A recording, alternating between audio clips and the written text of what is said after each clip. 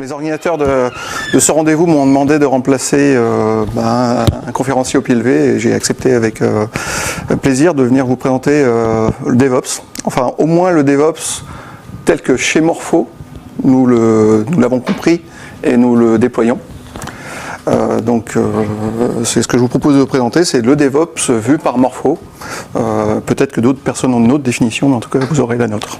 Voilà. Un mot sur ma société et moi-même. Ensuite, on verra l'histoire du mot DevOps. Pourquoi on est intéressé par cette démarche, nous, Morpho.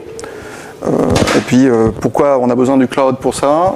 Et ce qui change d'un point de vue organisationnel dans l'entreprise. Donc Morpho, rapidement, on est une société de 8400 personnes. On fait 1,5 milliard de chiffre d'affaires. Donc on intervient, on vend beaucoup de... On est dans l'industrie, hein. Nous sommes du segment industriel, beaucoup de R&D, sur des segments, par exemple les titres d'identité, on génère des permis de conduire, des cartes d'identité dans le monde entier. Pour les États, on fournit des registres d'état civil, donc c'est notre premier marché.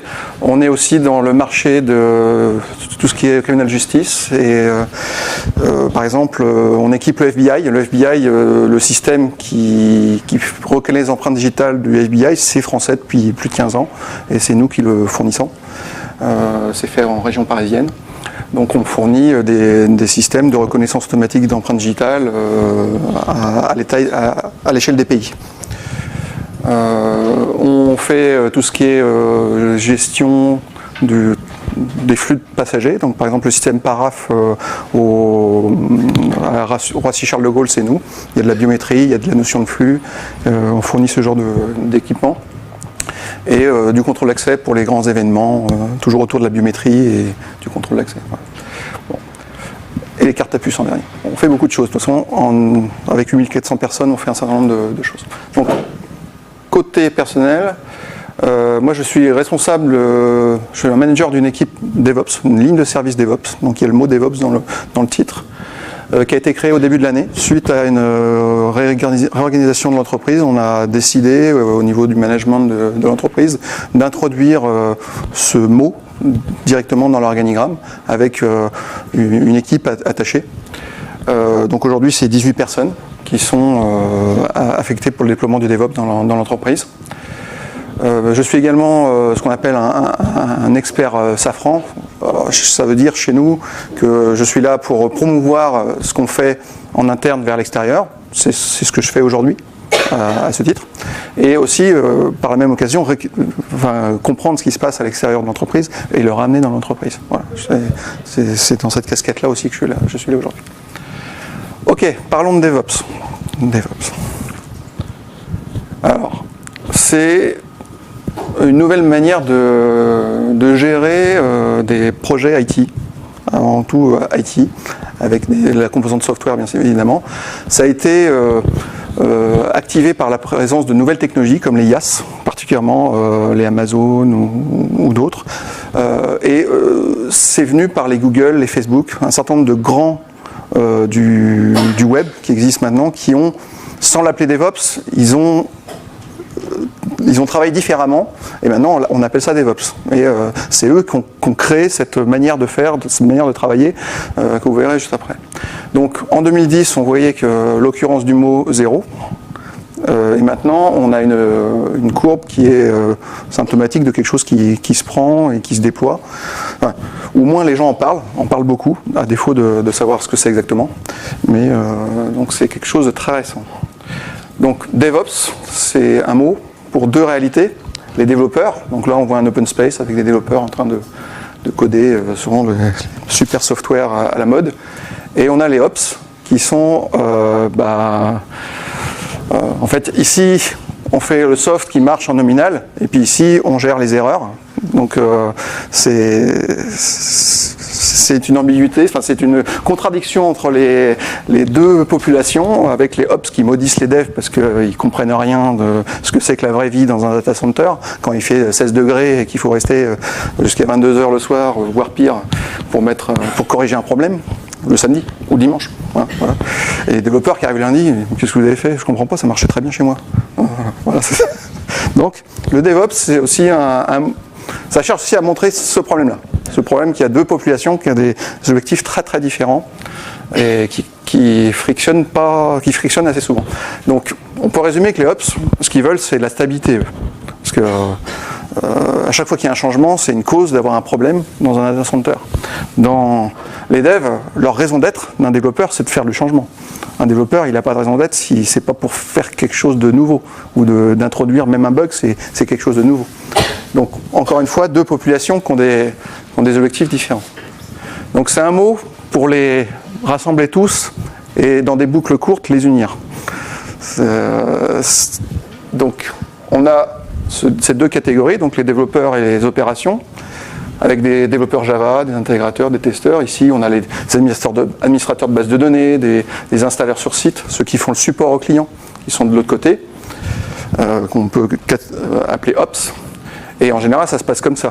Quand vous êtes dans une vraie entreprise qui fait du logiciel, qui fait de la production de systèmes, le passage du développement à l'opération, quand ça tourne dans un data center, ça se passe pas toujours bien. Enfin, ça se passe rarement bien. C'est amplifié par le fait que ces deux populations utilisent des outils très différents. Un développeur Java, il a Eclipse, il va coder en Java, il est dans un monde qui lui est propre. Celui qui est côté Ops, il a des scripts, il va avoir du Shell, il va avoir du PowerShell, il va utiliser des technologies qui sont à lui pour faire sa réalisation. Voilà. Donc le DevOps, on va le faire en créant une boucle entre ces deux populations. Donc la boucle du haut, elle existe naturellement. La boucle du bas, il faut la créer. Et c'est ça le DevOps.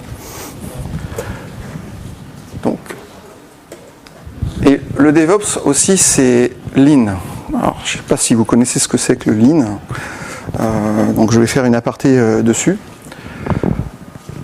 Ça vient de Toyota, qui a un peu révolutionné la manière de fabriquer les voitures en introduisant un certain nombre de principes qui permettent d'aller vite et surtout d'être très prédictible dans la manière dont on fabrique la voiture et avec son niveau de qualité en bout de chaîne.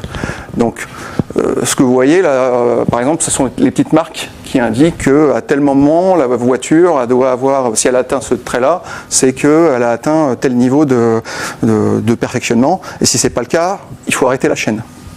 Donc typiquement, dans une ligne de fabrication de Toyota, une usine, j'ai trouvé ce chiffre-là, sur une usine de Toyota, 3000 fois par jour, la ligne s'arrête. Où il y a un arrêt d'une des lignes. 3000 fois. Donc c'est énorme. Mais c'est 3000 occasions de s'améliorer. C'est 3000 occasions de se dire, mais au fait, pourquoi ça s'est bloqué, la ligne? Et pourquoi le DevOps a un lien? C'est que pour faire du DevOps dans le monde du logiciel, il faut arriver à avoir ces 3000 incidents par jour. Il faut arriver à trouver un moyen que tout le monde ait une perception que le développement se fait bien rapidement parce qu'on voit des incidents et qui ont une petite portée, mais on sait mesurer leur impact et on sait s'améliorer. On sait faire du 80-20. 20% de l'énergie couvrira 80% des problèmes. C'est l'intérêt en fait dans une usine de fabrication comme ça où il y a énormément de flux, énormément d'incidents, c'est que rapidement vous savez où sont les vrais problèmes de ceux qui sont des problèmes mineurs. Voilà. Donc dans le monde du logiciel, ce qui rentre, c'est pas des voitures, c'est des idées, des bugs à corriger, des améliorations. Ça rentre dans la ligne de fabrication qui va aller du développeur qui va devoir l'implémenter à ça tourne dans un système opérationnel. Donc ça introduit des gens qui travaillent et qui va créer de la valeur ajoutée. Donc c'est pas des voitures, ça peut être des documentations, ça peut être des exécutables, ça peut être tout un certain nombre de choses. Mais la même idée, c'est qu'on a une ligne de fabrication qui doit rapidement, en moins d'un jour, souvent on dit une idée un jour avec le DevOps, le lendemain il est en prod, il faut que ça puisse aller très très vite. Donc l'objectif c'est de supprimer des gâchis avec le Lean. On essaie de supprimer tout ce qui est les tâches pas finies, de la documentation excessive, trop développée, pas faire ce qu'il faut, attendre, beaucoup attendre. Avec le DevOps, on va essayer, puisque c'est du Lean, on va essayer d'éliminer tout ça. Toutes ces causes qui font qu'on ne va pas vite, on va les chercher à les éliminer. Et vous verrez comment. Donc, comme dans une ligne de fabrication automobile, dans une ligne de fabrication logicielle et de mise en production en IT, pour appliquer les principes du Lean, ce que vous devez faire, c'est tester, tester, tester, encore, tout le temps, partout. Et là, vous allez trouver vos 3000 problèmes à la journée. C'est-à-dire, si vous automatisez tout ce qui est autour de votre, qui est nécessaire pour la mise en production, à chaque fois qu'il y aura quelqu'un qui fera un mouvement, il y aura un commit, quelqu'un fait une modification dans le code, il y aura des centaines de tests qui vont être une occasion de dire stop, il y a quelque chose qui ne va pas. Donc ça nous permet de reproduire ce qui se passe dans le monde automobile, que de dire on va mettre des tests partout. On met systématiquement le métier, quand vous faites du DevOps, c'est presque à 80% faire du test, et du test automatisé. Donc grâce à tous ces tests qui seront partout, qui seront d'autant d'occasion de voir qu'il y a des choses qui dérivent par rapport à la version précédente, vous allez avoir plein de mesures et pouvoir focaliser votre énergie sur les problèmes les plus embêtants, ou que aussi ça permet aussi aux développeurs de comprendre qu'il y avait un test très aval qu'il n'avait pas connaissance et il verra qu'il l'aura cassé. C'est un moyen aussi de le former. Donc il y a énormément de bénéfices à rajouter des tests tout au long du cycle pour s'améliorer. Donc, comme le DevOps, c'est tout autour de l'automatisation pour des fins de test, c'est mieux d'utiliser du cloud. C'est même presque indispensable. C'est grâce à ça que aussi le DevOps est apparu, c'est parce qu'il y a eu le cloud computing qui est apparu. Donc quand vous êtes en mode non-cloud, c'est très difficile. Quand vous avez du hardware, c'est lourd, vous ne savez pas rapidement refaire une machine tout de suite, il faut remettre des CD, ou alors il y a des moyens de contournement, mais ça prend toujours du temps. Donc si vous voulez tester beaucoup par jour, il faut vraiment que ça soit rapide. Et là, c'est là où le premier niveau de cloud, qui est l'infrastructure à service, vous permet déjà d'atteindre ce niveau qui vous permettra d'aller très vite. C'est-à-dire que vous allez créer des centaines de fois par jour des environnements de test qui vous permettront de voir si la modification que vous venez de faire dans votre code va pouvoir être déployable sur le site. Parce que vous aurez testé votre couverture de test sera très importante. Donc il y a d'autres types de cloud qui peuvent tout à fait être utilisés, comme le PaaS, qui offrent les mêmes bénéfices. Ainsi que les autres. Mais c'est vraiment quelque chose d'important pour bien démarrer. Vous pouvez difficilement faire du DevOps si vous n'avez pas un IaaS sous la main, une infrastructure à service, au minimum, pour pouvoir scripter tous vos tests et pouvoir repartir de scratch, c'est-à-dire refabriquer un data center complet avec 20 machines et pouvoir le faire en 10 minutes. C'est essentiel pour avoir tous ces points de mesure dans la journée. C'est ce que nous faisons chez Morpho.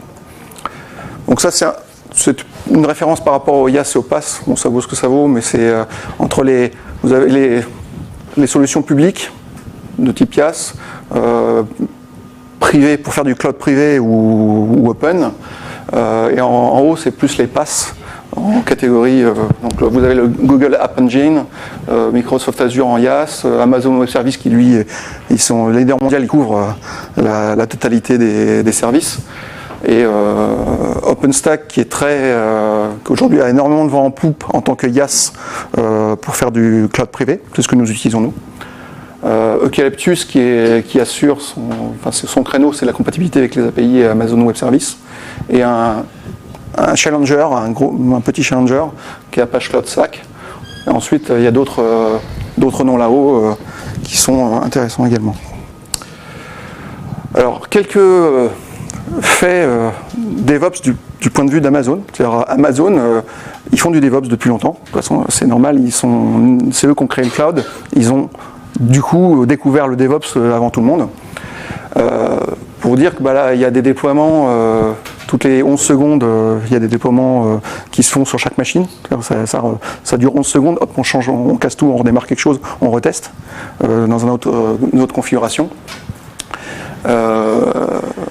Donc voilà, ce sont des chiffres très importants où des dizaines de milliers de fois par jour, il y aura des tests dans plein de combinaisons qui seront faits grâce à l'infrastructure cloud. Donc pourquoi Morpho, on veut faire du DevOps? Parce qu'on avait toujours la situation en haut, avant qu'on fasse du DevOps. C'est que le développeur nous disait c'est génial, ça marche très bien, on peut y aller. Et puis une fois arrivé sur site, c'est pas comme ça. Ça marche pas. Il y a toujours quelque chose qui manque, le détail, le grain de sable, et puis après il cache un autre grain de sable, et puis voilà, vous avez des semaines et des semaines de délai, voire des mois. Voilà, donc on voulait absolument pouvoir à tout instant se dire si je veux aller sur site, comme j'ai fait un déploiement complet il y a 10 minutes, je sais que je peux y aller, je prends le binaire et j'y vais. J'ai tout en automatisation. Donc nous, le DevOps, on attend des environnements de test et d'intégration à la demande, et c'est ce qu'on a aujourd'hui. Donc des environnements de test complexes, des procédures d'installation qui sont préparées en phase de développement. Donc ça sort du dev, c'est déjà tout prêt. Et on y est quasiment. Aussi, un effet bénéfique, c'est que les dev people comprennent mieux les besoins des ops, puisqu'ils verront le cycle complet tous les jours, et du coup ils comprendront mieux ce que c'est que d'aller en prod. Donc ça crée une boucle courte entre que des fois le développeur est un peu loin, et c'est très intéressant pour le développeur. Donc augmenter la réactivité, ça c'est important parce qu'on se sert beaucoup on a des environnements de test à la demande comme on veut, mais aussi on a des environnements de clonables à la demande. Ça c'est essentiel. Quand vous avez un bug, vous pouvez mettre 10 développeurs en parallèle. C'est-à-dire vous prenez le banc de test qui contient 10 machines virtuelles où il y a le bug, vous le clonez 10 fois, les MAC adresses sont identiques, les adresses IP sont identiques, et vous mettez les 10 développeurs en parallèle pour trouver le bug. Et ça, sans des technos comme OpenStack ou des technos IaaS, vous ne pouvez pas le faire. Donc ça permet vraiment, encore une fois, une boucle courte très très rapide. On peut même le faire avec le client. Et capitaliser, parce que dans cette approche-là, on est obligé de formaliser tout. On formalise le déploiement, il faut bien le décrire. Qu'est-ce qui va être déployé? Ça va être décrit dans des fichiers texte, des fichiers YAML, des fichiers XML, enfin on est plutôt YAML maintenant. Mais vous avez l'avantage que pour que ça marche, pour que les déploiements automatiques se fassent et que les tests automatiques se fassent, il faut qu'ils aient été décrits quelque part. Donc dans des bases de bugs, dans SVN, vous avez des descriptions complètes de ça. Donc pour redémarrer un nouveau projet, c'est très facile de faire un copy-paste de l'ensemble. Et vous pouvez forker à partir de là. Ou faire un upgrade. Nous, ça nous intéresse énormément pour faire des upgrades. De dire j'ai déployé ça chez le client, je vais tester que le shell shock, là, le dernier trou de sécurité à la mode, est-ce que je peux le déployer tout de suite? Oui, j'ai testé, en effet, dans le native build du data center du client, ça a prouvé qu'on peut y aller. Donc ça nous permet des scénarios d'upgrade, puisqu'on l'aurait testé. Donc chez nous, chez Morpho, donc on a déployé OpenStack. Actuellement, il y a 150 serveurs physiques. On a 1700 VM en moyenne. Donc vous voyez, par rapport au nombre de users, il y a quand même c'est beaucoup de VM. On en crée aujourd'hui 30 000 par mois, mais créées détruites. C'est-à-dire comme on est dans un moment de rotation permanente, on crée une VM, elle fait son travail, et 20 minutes après, elle meurt. Elle a été détruite, parce qu'elle a fait son travail. Et il ne faut pas qu'elle reste. Donc on a des temps de rotation très très courts sur notre infrastructure. Donc c'est une infrastructure dédiée au test, qui ne sert qu'à ça. Donc on a encore de la marge, puisqu'en fait on a 300 machines en tout, et au fur et à mesure on rajoute dynamiquement des PC s'il y a des besoins, quoi. Donc ça, c'était un commentaire sur OpenStack, ça c'est le Google Trend d'OpenStack, et ça c'est du premier compétiteur open source, qui est CloudStack, que je vous ai indiqué. Donc en termes de tendance, aujourd'hui, OpenStack quand même est un choix actuellement, quoi. Donc, un petit graphique tout simple, c'est pour montrer que dans la journée, le nombre de VM, il fluctue. Il fluctue parce que suivant ce que font les utilisateurs, ils vont en détruire 50 d'un coup, ils vont en recréer 100 pour faire autre chose, et donc tout le temps ça bouge. Et ce qui est intéressant, c'est la petite courbe violette là. C'est que toujours dans cette notion de créer des boucles, tous les deuxièmes mercredis du mois, on arrête toutes les VM. Donc c'est un peu la sanction, mais ça nous permet d'identifier les VM dormantes. Parce que celles qui ne vont pas redémarrer, au bout d'un mois, on les tue, on les détruit. Donc on est toujours dans cette notion de jamais laisser quelque chose qui se fossilise. Tout est dans un mouvement de rotation quand vous faites du DevOps. Et ça en fait partie. Cet arrêt obligatoire de toutes les VM, le mercredi, dès mercredi de chaque mois, ça nous permet de rapidement faire de la garbage collection, on va dire, de notre infrastructure. Voilà, donc, notre plateforme DevOps, donc on a une plateforme technique qui supporte le DevOps chez nous, ce sont des outils assez traditionnels qui instrumentent bien la boucle du dessus, et ces outils-là qui complètent, qui nous permettent de créer la boucle du dessous. Donc avec OpenStack, aujourd'hui on est en Puppet, peut-être qu'on switchera sur Ansible à un moment donné, ça nous intéresse, et on a notre pass, c'est un petit pass à nous, pour pas seulement livrer des VM nus, qui complète l'offre. Donc ça c'est notre plateforme actuelle. Donc c'était un peu la technique. Après, d'un point de vue de projet, alors, comment ça se passe quand on travaille? On dit que le DevOps c'est une nouvelle manière de travailler. Donc le DevOps aussi c'est à l'agile, hein, c'est l'agile IT. Ça a failli s'appeler Agile IT, et puis finalement le mot DevOps a plutôt pris. Donc aujourd'hui on fournit cette plateforme qui permet, d'un côté, ça c'est ce qu'on appelle nos ops à nous, chez Morpho. Là on a les devs, et tous deux tournent sur notre plateforme et sont capables de s'échanger des environnements, s'échanger des copies de data center complets pour pouvoir les attacher à un bug. C'est-à-dire, j'ai un bug sur ce data center, on met en attachement le bug, du bug on met le data center. Voilà, la description du data center. Donc le développeur, s'il y a un bug sur site, il va tout de suite redéployer les 20 machines en question, il va pouvoir tester. Il n'a pas besoin de se connecter sur le site d'opérationnel parce qu'il a une copie qui lui est propre. Voilà, et le DevOps, donc c'est cette boucle-là. Donc ça, c'est pour faire un lien avec l'agile, parce que derrière le DevOps, il y a les mêmes principes que l'agile. Et DevOps aussi, c'est donc de démarrer avec la fin en tête. Donc il faut absolument mettre les ops en situation d'être dès le début d'un projet. Et nous, ce qu'on a fait pour ça, c'est que les ops livrent les operating systems dans OpenStack, ils livrent les outils de supervision, les sondes qui sont utiles pour pouvoir monitorer ce qu'il y a à monitorer dans un système, et ça ils le reversent pour que les devs puissent l'utiliser. Donc on crée cette boucle du bas en demandant aux ops de collaborer en amont pour que quand ils reçoivent le produit après coup, ils reçoivent le produit qui a tourné sur leur délivrable qu'ils ont livré à l'origine. Ils ont livré le CentOS tuné avec les bons scripts qui les arrangent, c'est bien, ils vont le retrouver. Puisque c'est eux qui l'auront livré, les développeurs l'auront repris avec le bon niveau de sécurité. Typiquement la sécurité, quand vous ne demandez pas à un développeur de le faire, tout tourne en route. Hein. C'est administrateur et route pour tout le monde. Donc là, typiquement, l'OS, il arrive, il a été hardené, avec les bonnes pratiques. Du coup, le développeur, il va faire avec. Peut-être que des fois, il essaiera de contourner, mais par défaut, il va essayer de faire avec. Et donc, il y a plus de chances que quand ça revienne, ça marche du premier coup. Donc, dans un projet de type vraiment DevOps, où il y a une démarche DevOps, il faut absolument impliquer les Ops d'une manière ou d'une autre dès le début. Et ça, c'est dès qu'on a une architecture préliminaire. Même quelque chose de griffionné sur un tableau, tout de suite, vous le décrivez et vous le déployez. Je ne sais pas si j'aurai le temps de faire une démo, mais c'est vraiment un fichier texte que vous décrivez et vous dites, pour ce type d'application, on va mettre un CentOS avec tant de RAM, tant de CPU, on le fait tout de suite, et le développeur il repart avec cette description, et tout de suite il travaille dans cet environnement-là. Il y a une collaboration dès le début.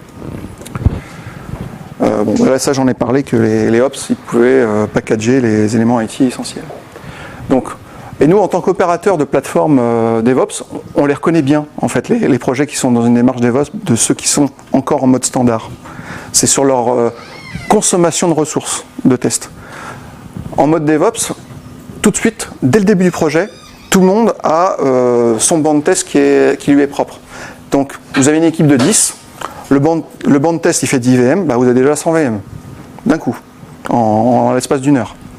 Et pendant tout le projet, parce que c'est quand même lié au nombre de personnes, vous avez à peu près le même nombre de VM qui tournent.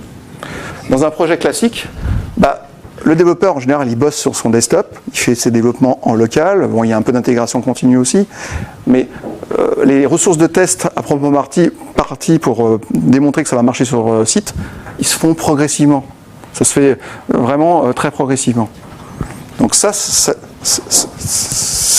n'est possible que si vous avez vraiment un nombre quasi limité de ressources pas chères IT. Si vous n'avez pas ça, vous ne pouvez pas en faire. Parce que là, vous avez vu, il y a une telle surconsommation, une telle consommation, parce qu'elle est légitime, une telle consommation de ressources, que si elle est chère, c'est un problème. Donc c'est là où vous avez besoin d'un cloud, parce qu'il va vous offrir cette ressource pour très peu cher. C'est pour ça aussi que le cloud permet cette approche, parce que c'est peu cher. Donc, ça c'était un peu notre approche, c'est qu'on demande aux développeurs de produits. Nous, on a des produits qui marchent sur plein de machines. On vend des systèmes, hein, c'est pas un soft qu'on installe sur une seule machine. Souvent, on a besoin de 10 machines, 20 machines. Bah, on demande aux développeurs de fabriquer des bandes références qu'ils mettent en intégration continue. Donc ils vont tester que toutes les nuits, les pages de sécurité, ça ne régresse pas, en prenant les derniers de CentOS ou les derniers d'Ubuntu. Donc constamment, ça compile, enfin, ça se déploie. Et surtout, comme c'est copier-collable, eh bien, quand on veut faire un programme, c'est-à-dire une customisation pour un client, pour un de nos clients, on copie-colle ce déploiement complet. Les équipes qui sont ici vérifient qu'ils sont capables de le refaire tourner eux-mêmes, que c'est bien quelque chose qui est déployable, et après ils le customisent. Et ils le mettent dans cette même cycle, dans cette même boucle d'intégration continue. Et ce qui est intéressant, c'est la boucle retour. Pardon, excusez-moi. Parce que puisqu'ils utilisent le même formalisme, un développeur peut vérifier que la prochaine version de son produit est toujours compatible avec le déploiement qu'on a fait sur le client Intel, qu'on pourra lui vendre un upgrade. Parce qu'on aura pu vérifier que, parce qu'on a une description de ce qu'on a fait pour le client Intel, on pourra vérifier qu'on peut upgrader telle ou telle partie et lui vendre. Voilà. Donc ça permet vraiment d'avoir une offre très fluide entre les différentes entités. Donc aujourd'hui, on a fait un POC il y a 1 an et demi, presque 2 ans maintenant. On commence vraiment à voir les premiers usages type DevOps que cette année, depuis le début de l'année. Et on commence à avoir des premières success stories, ou des choses qu'on n'aurait jamais vues sans cette approche-là. Typiquement, un bug. Voilà, nous on utilise beaucoup Oracle qui est une version d'Oracle hautement disponible. Et grâce à cette flexibilité, les équipes de dev, elles ont mis en place un test où ils tuent un des nœuds du cluster rack toutes les 10 minutes, vous voyez, au hasard. Ils font du Chaos Monkey, et ils voient ce qui se passe sur leur produit. Et bon, ils ont découvert un bug qui montrait que on perdait des données. C'est-à-dire qu'au moment du basculement, c'est-à-dire que le cluster se passe, des données du client allaient être perdues. Donc, dramatique, en tout cas pour nous. Et ils ont pu projeter, en fait, en fonction du nombre de fois où c'était fait par jour, parce qu'eux, ils le voyaient plusieurs fois par jour, par rapport à ce qui arrivait sur le terrain, quelle était la projection de l'occurrence du problème. Ils ont pu déterminer que, puisqu'il n'y aurait que une fois par mois de ce type de failover chez le client, on aurait le problème qu'une fois tous les 15 mois. Donc, en quelques minutes, eux, ils voyaient le problème, mais ils étaient capables aussi d'en déterminer quel allait être l'impact sur le site. Et donc de pouvoir bien déterminer la criticité. Parce que c'est typiquement un bug que vous n'auriez vu que sur site. Parce que l'occurrence est trop faible. Donc tous les tests classiques que vous auriez fait avant de l'envoyer chez le client, de toute façon, on ne l'aurait pas vu. Et ça serait terminé par une plainte du client qui dit votre système il n'est pas bien, il perd les données, il perd la mémoire. Et alors je vous dis pas l'échange parce que ah bon je comprends pas, nous on n'a pas vu ça chez nous. Donc le fait d'avoir cette capacité de taper si vite et si fort sur nos produits tout le temps, en permanence, ça change complètement la donne. Et surtout, c'est fait en phase de développement, c'est-à-dire là où c'est pas cher à corriger. Voilà. Donc, et le dernier point, c'est un changement de culture au niveau du management. Parce qu'on a cette situation-là, mais cette situation, elle est créée aussi par le management, parce que le management d'une entreprise, en général, elle segmente les deux pour dire, vous développeurs, vous êtes là pour préparer l'avenir, d'améliorer le business, de faire de la nouveauté, et vous, faites attention, hein, vous êtes garanti que 99,9% du temps, le service y tourne. Et voilà, je vous envoie les objectifs pour l'année, qu'est-ce qui se passe? En général, ça peut... entre les deux, dire attends, moi mon objectif c'est de faire tourner. C'est pas de mettre en prod tes applications parce que ça va aller à l'encontre de mes objectifs. Donc il est essentiel pour appliquer une démarche DevOps d'avoir vraiment un bon sponsorship, un bon support du management pour comprendre que ça va créer un problème si on ne met pas des objectifs un peu plus subtils. Voilà, des objectifs de collaboration.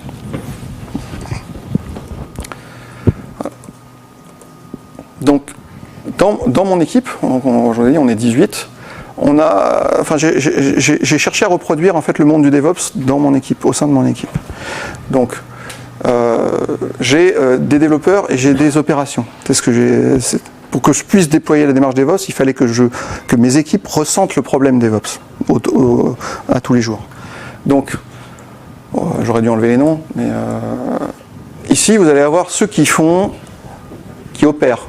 Ils vont faire tourner OpenStack, ils vont répondre aux clients, ils vont faire en sorte que OpenStack fonctionne avec le bon niveau de qualité de service. Là-haut, c'est tous ceux qui opèrent SVN, Jira, qui mettent les droits, qui répondent aux questions. Et de ce côté-là, vous avez tous ceux qui amènent des changements, c'est-à-dire qui font des évolutions dans la manière de travailler et dans ce qu'on déploie sur OpenStack. Donc, et il se passe exactement ce qui se passe d'habitude, c'est que parfois, moi je les vois, et ils en appellent à moi, quelque part, pour résoudre certains désalignements, parce que voilà, ça se reproduit systématiquement. Par contre, je le voulais avoir à petite échelle, je voulais l'avoir au sein de mon entité, pour qu'ils puissent aussi en parler à l'extérieur, qu'eux-mêmes, ils ont beau être que 18, ils ont aussi cette difficulté d'interaction, parce que c'est Dev et Ops.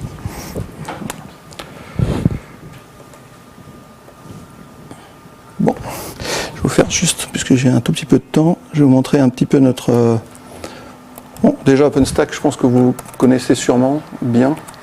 Enfin, vous avez sûrement dû avoir des présentations, mais je vous fais ça très rapidement. Donc, je me log à l'infrastructure. Ici, j'ai la liste des bancs de tests auxquels j'ai droit de visibilité. J'ai pas tous, il y en a 400. Aujourd'hui, on en a 400 de bancs virtuels. Là, il y a mon banc personnel, où avec mon matricule, toute personne a un banc qui lui est propre, où il fait ce qu'il veut dedans. Donc là, vous regardez, en ce moment, j'ai des VM. Là, je suis en train de tester Zabbix sur Ubuntu, donc je me suis fait une VM pour ça. Bon, voilà, je fais ce que je veux. Donc, je peux, à la demande, toujours dans un temps très court, si je veux, je sais pas, aller un autre Ubuntu. Ubuntu 2.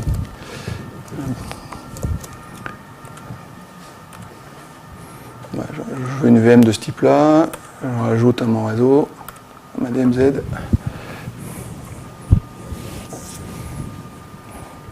Voilà. Donc là, OpenStack est en train de trouver une blade, un des 150 serveurs qui est prêt à accueillir ma VM, et il va charger l'image dessus pour voilà, ça y est, elle est prête.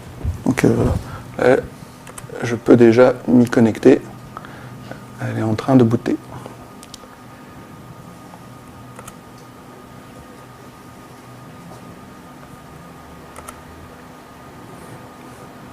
normalement. Oui, voilà. Vous avez vu le temps qu'il faut. C'est le temps de le dire. Donc c'est pareil pour les volumes de données. On a beaucoup de stockage SSD fait pour ça. C'est aussi rapide. Quand vous demandez, vous voulez 300 gigas, vous avez 300 gigas en 10 secondes. Et après, vous le connectez au VM que vous voulez.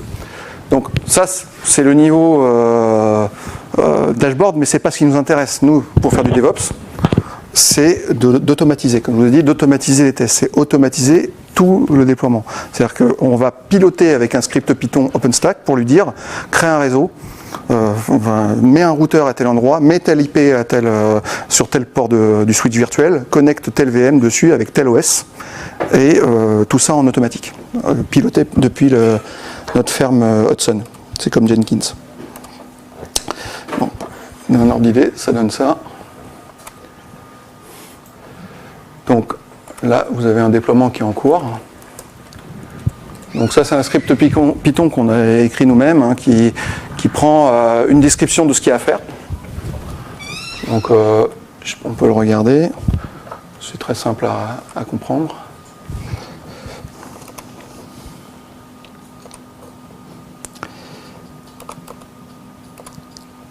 Hop. Voilà. Ça c'est marqué faire une machine qui s'appelle VPN, qui est de tel type d'instance, il faut utiliser l'image de référence qui s'appelle comme ça. L'adresse IP, je peux aussi forcer les MAC adresses pour avoir une copie identique vraiment au bit près là pour le coup. Je peux forcer aussi les MAC adresses et je vais décrire toutes les machines que je veux. Pour faire le déploiement. Et donc il y a un script Python qui lit ce fichier, qui envoie les appels web services qui vont bien pour créer les réseaux, créer ce qu'il y a à faire, quoi. Donc comme on est en Puppet, on a aussi une recette, un site.pp qui va dire sur la machine qui s'appellera MCP 5050-100, il faut reconfigurer le repos Yum comme ça, il faut déployer JBoss. Voilà, et donc vous avez un fichier qui vous dit quelle machine il faut créer et un autre fichier qui dit quel soft il faut installer dessus, en automatique.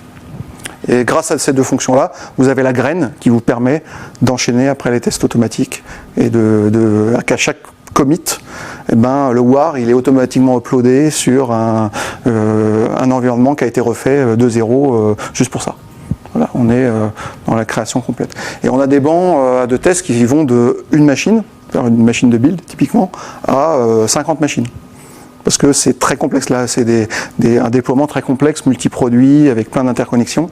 Donc là c'est un peu plus long à déployer, ça peut prendre jusqu'à 2 heures, mais ça reste quand même, on en fait plusieurs par jour quand même, parce qu'on peut en faire en parallèle. Ce que font les équipes, c'est qu'en général, comme vous avez vu dans mon interface, là, par exemple, le projet qui s'appelle PNR, il a 1, 2, 3, et en fait, il en a plein. Il a plein de data centers privés, et en parallèle, il va déployer des choses soit identiques, soit différentes, c'est-à-dire d'autres combinaisons. Voilà. Donc, si on revient juste...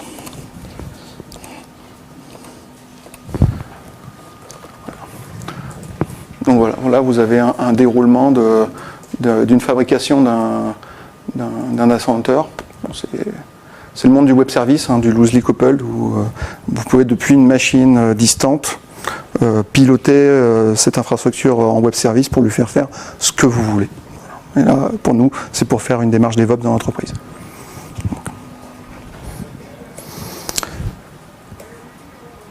Voilà, tout ça. Donc ça se passe des dizaines ou des centaines de fois par jour. Et on mesure maintenant les performances de nos déploiements sous forme d'une SLA. Parce qu'à force, quand vous avez plein d'environnements, c'est dur de synthétiser l'information. Donc je vais vous montrer. Ce sera la dernière information que je vous donnerai.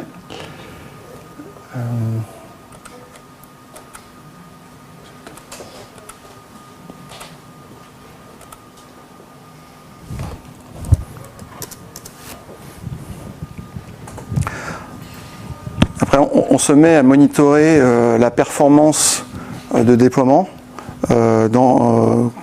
avec NetJoS, avec une supervision. C'est-à-dire qu'on va vérifier que le use case déploiement en mode haute disponibilité de tel produit avec tel autre, est-ce qu'il marche tout le temps? Est-ce que de temps en temps il ne marche pas bien?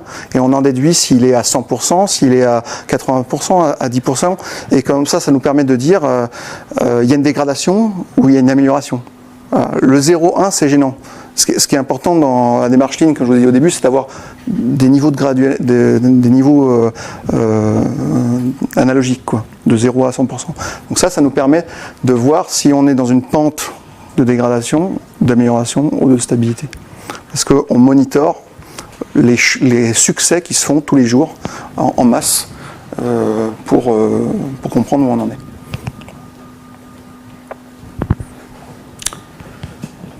Est-ce que vous avez des questions? Parce que je pense que j'ai à peu près fini.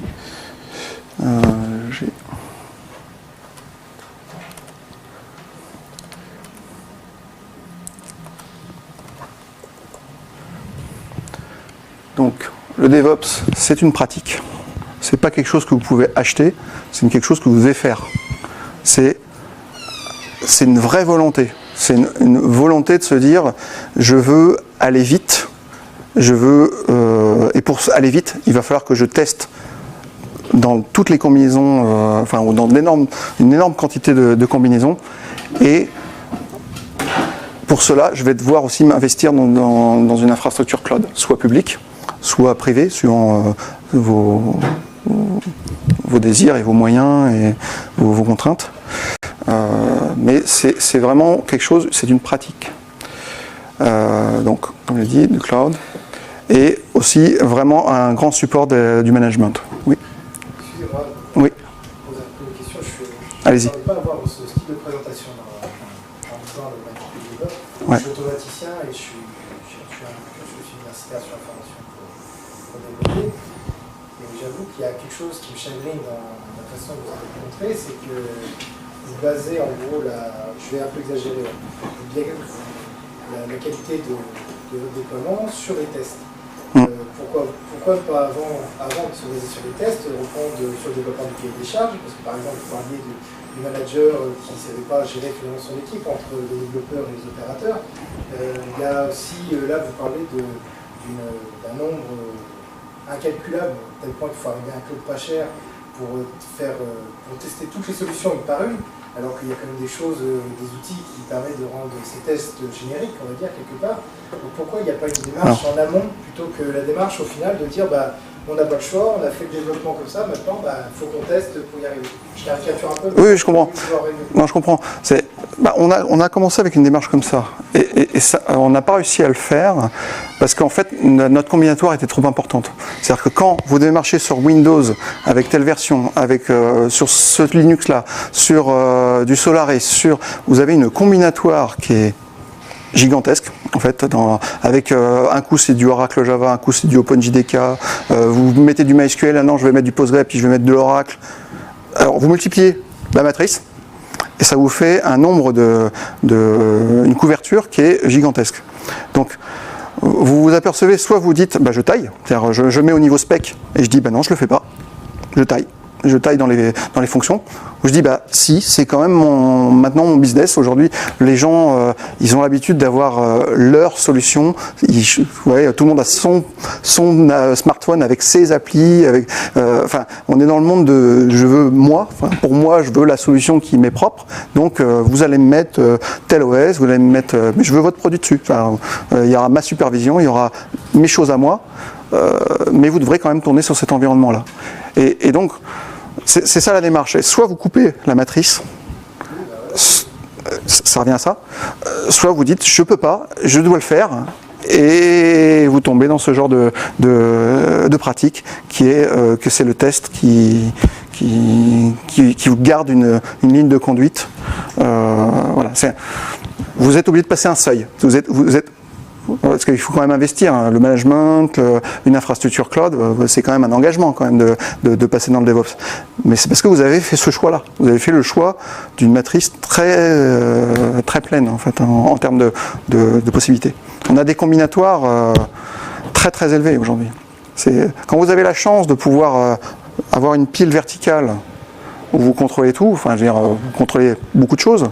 L'OS que vous voulez, ça sera toujours du Windows, avec ouais, ou du Linux, voilà, allez, du Linux. Nous aussi, on est très Linux, donc c'est un mauvais exemple. On est très Linux. Voilà, mais ça va être, je suis que CentOS ou je suis aussi Oracle Linux et Red Hat. Ça se brête pas exactement pareil. Enfin, il y a des petites différences. Et soit vous dites, maintenant, je serai que CentOS, ou alors je me mets en sorte de pouvoir tester. Comme c'est très similaire entre Red Hat, CentOS et Oracle Linux. Mais c'est suffisamment différent pour qu'on ait des problèmes. Donc, on a décidé de ne pas descoper, on ne peut pas le descoper, on a décidé, voilà, c'était dans notre démarche produit que d'avoir ça. Donc on instrumente notre processus industriel. En fait, on crée une ligne de fabrication qui sera efficace pour couvrir tous ces cas-là. Je comprends bien, on a eu ce genre de discours avant où il fallait essayer de raisonner avant d'engager beaucoup de choses. Mais c'est vrai qu'aujourd'hui, là on est plus dans les démarches agiles, c'est se dire il faut pouvoir aller vite mais que les impacts soient très faibles, pas cher. Si jamais on se trompe, c'est pas grave. Parce que l'impact, vous l'avez récupéré très rapidement. Ça permet l'innovation. Il faut voir comment cette infrastructure permet l'innovation chez nous. Parce que le droit à l'erreur, il est partout. Si vous cassez quelque chose, et vous appuyez sur un bouton, vous l'avez le lendemain, 5 minutes après, vous avez de nouveau ce que vous avez cassé de zéro. Ça, pour l'impact sur l'innovation des gens, ça leur libère un certain nombre de verrous où ils n'osent pas, ou puis je ne vais pas aller toucher à la machine qui sert de référence pour les tests. Donc ça a des bénéfices aussi au niveau management en fait. C'est pas que au niveau de la définition du produit. Mais je comprends bien. Mais c'est un vrai changement. Je veux dire, on a eu des gens qui ne comprenaient pas l'intérêt du tout. Et d'autres qui sont allés directement et on les a presque pas vus, il a fallu leur courir après pour comprendre ce qu'ils faisaient exactement. Mais c'était on est une grande entreprise, donc on n'a pas encore une homogénéité dans l'usage. Mais voilà. Mais depuis septembre, là, on a vraiment un grand switch et là, ça monte vraiment fort là, chez nos développeurs. Voilà. Oui. Et votre ROI, il est attendu sur quels axes? Vous n'avez pas encore mesuré? On l'a mesuré. On sait qu'aujourd'hui déjà il est positif, rien qu'à cause du bug dont je vous ai cité là. C'est un bug typiquement où le PDG il est convoqué toutes les semaines parce que on vend des systèmes à l'échelle des États. Vous imaginez. Donc tout de suite ça prend des proportions très importantes quand nos systèmes ne fonctionnent pas. Donc typiquement, le bug que je vous ai montré qui perdait des données du client sur site, déjà lui, on a estimé que ça rentabilisait largement l'investissement qu'on avait déjà dépensé. C'est pas très cher aujourd'hui, ce qu'on dépense autour de ça. On est 2 personnes et demie dessus, donc c'est pas un énorme investissement. Le hardware, on l'avait déjà, c'est vrai. Ça, c'est aussi un avantage. Donc c'était un hardware qui a 4 ans quand même. On l'a acheté il y a 4 ans, donc c'est un vieux hardware, sauf qu'il est là, il a l'avantage. On lui a rajouté un peu de RAM, on lui a mis des SSD dedans. C'est du SATA 2, mais c'est pas grave, ça marche très bien avec du SSD. Et on redonne une nouvelle vie à notre infrastructure. Donc c'est assez peu cher en fait. Donc le ROI aujourd'hui, on l'estime déjà positif. Mais vu que nos cycles sont longs, c'est un peu la difficulté. Nous, on a ça peut mettre 2 ans, 3 ans avant qu'on envoie quelque chose chez les clients. En effet, on va les avoir maintenant. En fait, là, on les a eu cet été, là, le premier avec le bug, là, qui nous a vraiment montré que ça valait le coup. Mais j'espère que l'année prochaine, on en aura plein d'autres. On aura plein d'autres success stories de ce type-là. Oui, 5 minutes. Ce qu'on envisage aussi, c'est de créer cette même boucle avec nos clients. On voudrait avoir un OpenStack mobile et une DevOps plateforme mobile. On la met sur un portable et en fait, on transfère les bancs qu'on s'apprête à déployer chez le client sur cet OpenStack mobile et après, on va faire le training des clients avec. C'est-à-dire que le client, c'est une machine un peu boostée, mais il va se connecter, il aura 10 copies du système qu'on va lui déployer, et il pourra jouer avec, il aura cette même facilité de toucher, et si jamais il casse, c'est pas grave, on lui refait son environnement en 5 minutes. On voudrait aussi créer cette boucle potentiellement avec nos clients, ça serait idéal. Le training est une manière de faire des acceptances de ce type-là, de montrer au client en avance de phase, vous voyez, ça va ressembler à ça, votre produit. Est-ce que vos DBA, ils customisent comme ça d'habitude Oracle? Est-ce que les Linux, ils sont bien configurés comme vous voulez? Tout ça, on peut lui amener chez lui, et c'est un vecteur de communication très important. Parce que c'est ce que permet la démarche DevOps d'automatisation et l'usage d'un cloud. Pour ça. Donc, ouais. Le tiers base de données fait aussi partie de votre agilité? Aujourd'hui, oui. C'est-à-dire mais il fait partie de notre PaaS, on appelle MCP IT, Morphocore Platform IT, où on a des déploiements Puppet de Oracle. Donc c'est pas OpenStack qui livre la fonction base de données. Par contre, on se sert d'OpenStack pour faire tourner et déployer une base de données ou du Postgre, on utilise Postgre également, dessus. Donc ça, c'est des choses qu'on rajoute par-dessus. Ça fait partie des délivrables de mon entité et ce que amènent les Ops, ils amènent ce genre de packaging. Comme ça, on peut déployer N fois dans la journée des clusters de bases de données où les produits vont taper dedans. Donc, oui, c'est... Ah non, on a déployé des bases de plusieurs téraoctets, puisque derrière, on a 20 téraoctets de SSD à la demande. Et ça nous est arrivé de faire des tests en charge, des tests d'endurance, où on a alloué 15 téras, et puis on a chargé de la donnée. Bien sûr, là, ça prend quelques heures, voire quelques jours. On n'est plus dans les mêmes use cases, quoi. Ça, vous le faites un cycle plus long. Mais ça reste quand même des cycles courts. Hein. Quand vous n'avez pas besoin de courir après la machine, c'est... Oui. Ouais. Est-ce que, un peu le serpent qui se mord la queue, est-ce que vous testez l'endroit de test avec... Ah, ça c'est une très bonne question. Alors, je vais vous raconter l'histoire, c'est qu'en ce moment, on est en train de prévoir le déploiement de la prochaine version d'OpenStack. Eh bien, on le fait dans OpenStack. C'est-à-dire qu'on fait du OpenStack over OpenStack. Donc, c'est intéressant parce que là, les scripts qui pilotent tout ça, ils dépendent de l'API d'OpenStack d'aujourd'hui. Mais imaginez qu'elle change. Ça peut casser la compatibilité. Et moi, je veux pouvoir rejouer dans 5 ans ce que je joue maintenant. Les API sont archivés. On n'est jamais à l'abri d'un... Moi, entre Keystone, où ils ont enlevé la version 1, ça arrive. Donc, de redéployer un OpenStack, donc la plateforme complète, dans l'infrastructure, c'est très intéressant. Aujourd'hui, on le fait à des fins de prévoir l'upgrade, mais déjà, on voit déjà que ça nous permettra de garantir une stabilité dans le temps de la plateforme. Que la plateforme soit OpenStack over OpenStack. 2 niveaux. Aujourd'hui, on a un niveau d'inception, parce que ça revient au film Inception, de 4. C'est-à-dire que pour pouvoir vérifier que notre prochain Havana, on pourra faire la même chose, on est obligé de démarrer des VM dans des VM dans des VM pour s'assurer qu'on saura faire la même chose quand on aura déployé la nouvelle version. Quoi. On est dans 3 niveaux de VM. On est en Grizzly et on est en train de prévoir le déploiement Havana pour décembre. Pardon ?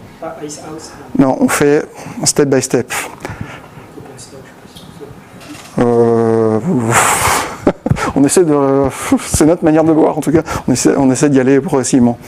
Et comment vous visualisez le concept de DevOps pour les toutes petites structures, genre les TPE parce que là vous avez vraiment une vision entreprise internationale avec 8000 employés. Après, vous avez du Vagrant, vous avez des solutions beaucoup plus petites, monomachine. Vous pouvez avoir votre OpenStack, c'est DevStack, là, le mode monomachine. Vous pouvez avoir une démarche DevOps sur une seule machine, en fait. La différence, c'est dès que vous voulez plusieurs machines. Là, tout de suite, c'est un peu plus compliqué. Mais avoir des solutions DevOps pour faire du DevOps, monomachine, vous avez des solutions. Prenez... Voilà, du Docker, de Vagrant, vous faites des scripts shell. Vous pouvez avoir cette démarche, c'est un état d'esprit avant d'être de l'outillage. Hein. Ça permet juste d'atteindre l'échelle. C'est gros. Mais voilà. Quels sont les critères que vous mettez en place pour créer des cahiers des charges pour les bons tests? Parce que c'est possible d'oublier comme vous l'avez dit tout à l'heure, il y a tellement de solutions que comment vous assurez que la solution critique, vous n'allez pas l'oublier en fait. Alors là, on passe du côté des projets. Parce que moi, j'offre le moyen et la méthode. Après, il y a toujours un métier spec chez nous. Il y a toujours quelqu'un, et puis il y a des architectes qui doivent bien se poser la question de ce qu'ils ont à déployer. Moi, je ne suis pas capable d'identifier quelqu'un qui est en train de se tromper. S'il a déployé un Windows alors qu'il devait déployer un Linux, Moi, je le vois pas. Pour moi, ça n'a pas de sens. Pour moi, c'est de l'infrastructure. J'ai 1700 VM. Donc, dans ces phases amont, en fait, c'est le risque en fait, c'est qu'elle soit oubliée. C'est tellement facile qu'on pourrait se dire, de toute façon, on ne pense plus à rien. Voilà. Alors que c'est pas vrai. Il faut quand même continuer à revoir. C'est des fichiers. Vous avez vu, c'est des fichiers texte. Il faut les revoir ensemble, faire de la revue de code. Est-ce que c'est bien ce qu'on veut faire? Est-ce que ça a du sens? Ça n'empêche pas ces incontournables-là. C'est ça la question. Mais moi, en tant qu'opérateur de l'infrastructure et promoteur de la méthode, je ne peux pas avoir un avis sur la pertinence de ce que les gens font avec. Je leur sors des métriques, je leur sors des informations que j'ai par le dessous, que je vois, mais je ne sais pas si ça correspond aux besoins de l'entreprise.